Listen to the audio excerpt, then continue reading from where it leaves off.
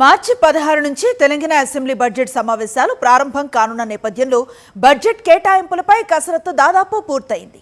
యథావిధిగా భారీ కేటాయింపులకే ప్రభుత్వం పరిమితమవుతుందా లేక ఖర్చులు అదే స్థాయిలో చేయడానికి వీలుగా నిధుల సమీకరణ చేస్తుందా? గతేడాది కేటాయింపుల్లో సర్కార్ ఎంత శాతం ఖర్చు చేసింది? ఇంప్లిమెంట్ చేయకపోవటానికి కారణాలేంటి? తెలంగాణలో ప్రభుత్వాల ప్రాధాన్యతలు నానాటికి మారిపోతున్నాయని చెప్పడానికి బడ్జెట్లలో నిధుల కేటాయింపులు, వాటిని ఎంత మేరకు ఖర్చు చేశారు అనే అంశాలే నిదర్శనం. ప్రతి బడ్జెట్లో కేటాయింపులు భారీ సంఖ్యలో ఉంటున్నాయి. కానీ వాటి ఖర్చు దగ్గరకు వచ్చేసరికి మాత్రం ఆ లెక్కలు కనిపించడం లేదు. రాష్ట్ర ఆర్థిక పరిస్థితి అంతంత మాత్రంగానే ఉన్నా, ప్రత్యామ్నాయ ఆర్థిక వనరులు లేకపోయినా ఏడాదికేడాది పద్దులు, అంచనాలు పెంచుకుంటూ పోవడం ప్రభుత్వాలకు అలవాటుగా మారింది.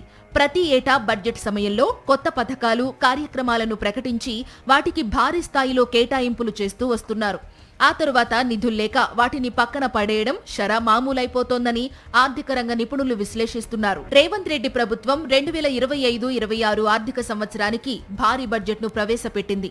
మొత్తం బడ్జెట్ పరిమాణం సుమారు 3,04,965 కోట్లు.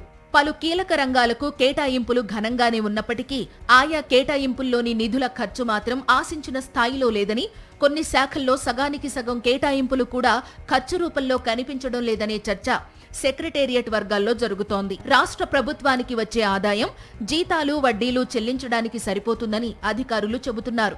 అప్పులు రాష్ట్ర ఖర్చులో గణనీయమైన భాగాన్ని ఆక్రమిస్తున్నాయి.